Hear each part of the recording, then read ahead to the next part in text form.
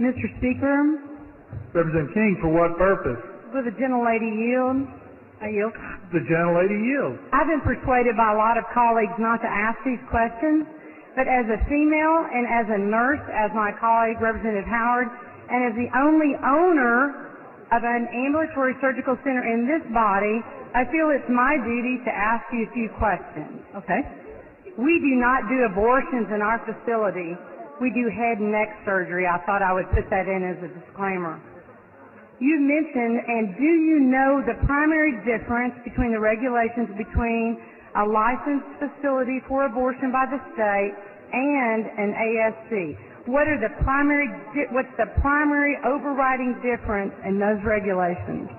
The primary difference is facility upgrade to accommodate surgery. Do you believe an upgrade is an accurate description of what that is, Representative Howard? Well, actually, that's a good question. I choose to use another word now that you've asked me that, because I believe there are two different types of facilities. So it's not a hierarchical structure. It's a different type of facility that provides a different type of procedure. Is the upgrade an improvement in the health and safety and care of women seeking this procedure, which many of us don't think it's a great idea, others of us do?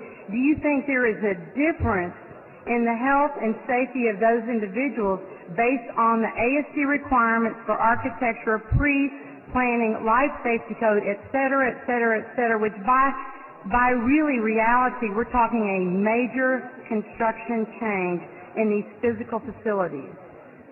From my understanding, I would say that there would be nothing significant here in terms of improving the health and safety of a woman seeking an abortion in an abortion clinic versus an ASC. We talked about, I think it was Representative Bohack said that the abortion industry, I've never heard it referred to that way, has $1.2 billion, and I've heard the discussion about the amount per square footage.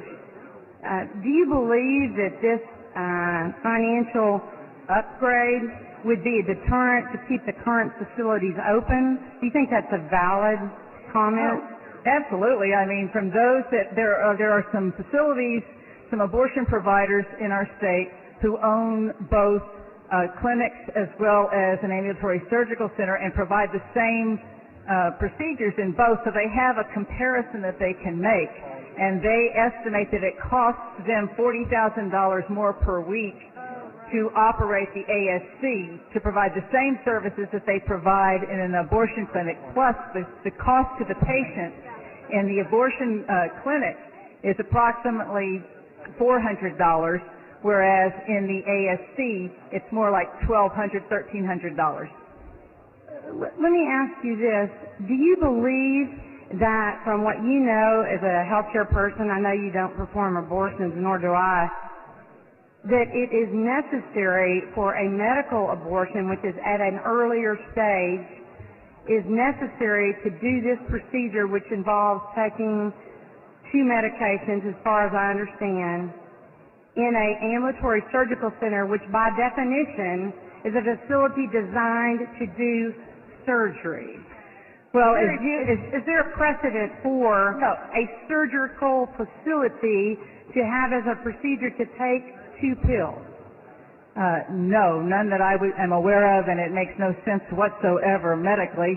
You and I were looking at what ACOG has put out in terms of their bulletin for administering this medication, and in fact, the ACOG bulletin indicates that these medications can safely be self-administered at home with follow-up done telephonically. So when you have ACOG saying that, certainly I would suggest that there's no reason to be in a surgical facility.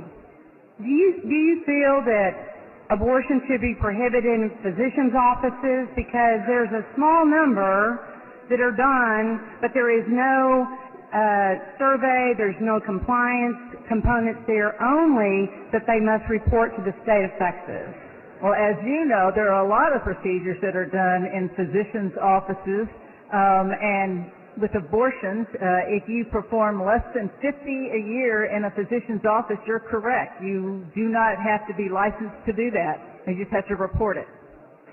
I want to ask one more question. A colleague behind me, I don't recall who it was, said that you had made an incorrect statement about collecting data on complications from abortion. Did you make a comment about that? I don't know. What was the gist of it? Something about the complications that are reported on this particular procedure. Are you aware that there is a new form on reporting abortions to the state of Texas? Specifically, the Department of State Health Services, beginning in January of this year, which seems like several decades ago, when we first came here for the 83rd regular session. Are you aware of this form? I am, and you're correct. It did start January of 2013. They were already collecting information about complications, but this new form collects it in a different manner and is more specific. I think this form is important to have the data. I think we need to know what we're talking about. Do you believe it's important to be truthful about statistics regarding this procedure that's highly controversial and in many cases very, very, very opposed by so many people? And do you think it's important to have this data in the state of Texas? I think it's extremely important to have it, and I think especially when you're talking about something that's this controversial, this emotional, this is full of so many anecdotes, that the more factual information we can get so that we're setting public policy that's based on the facts, that's based on science, is extremely important. Are you aware that not only do they collect information about the death of a mother, which I understand is very, very rare, but also is the child alive? I would suggest that we have much more work to do in this arena, and it saddens me that we're not taking any amendments, because to be able to look and see if a child is born alive, I think is at the very heart of some of this. We talk about that person, Dr. Gosnell, whatever, in Philadelphia.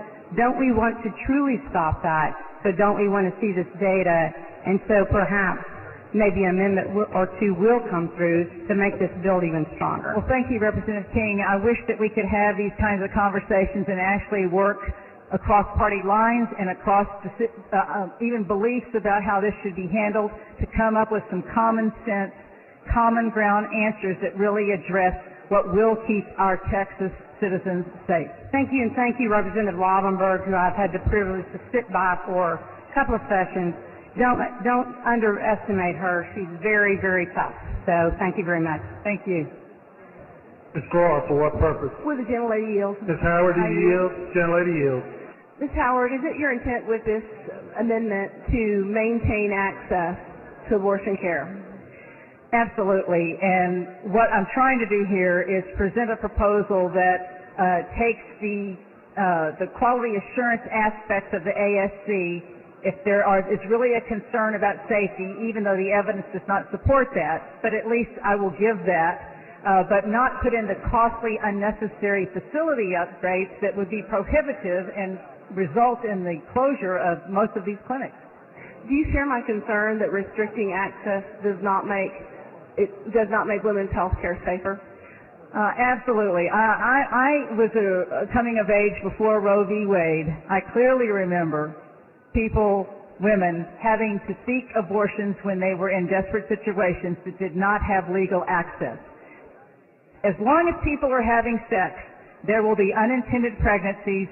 There will be women who will be in positions where they need to terminate a pregnancy, and that will happen regardless. We do not want to restrict access to safe, legal, medical abortion procedures. Thank you. Thank you. Please vote against the motion to table. Members, Representative Howard sends up an amendment. Representative Lautenberg moves to table. The question occurs on the motion to table. It's a record vote. Clerk, please ring the bell. Show Ms. Howard voting no. Show Ms. Lautenberg voting aye. Show Mr. Turner voting aye. Show Ms. Carter voting no. Have all members voted? Have all members voted? There being 92 ayes and 54 nays, the motion to table prevails. The following amendment, clerk will read the amendment.